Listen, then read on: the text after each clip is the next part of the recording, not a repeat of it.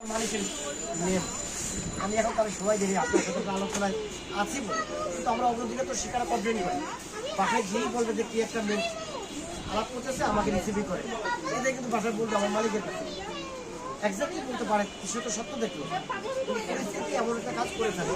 যদি আমি আজকে চেকটা পাস না হয়, উনি আবার প্রশ্ন করে আপনি আমাকে চেক দিচ্ছেন, আমি আপনার কথায় ব্যাংকে যাবো না, আমি আমার মতো করে যাবো না, তখন এটা আপনিও সমাধান করতে পারবেন কিনা জানি না।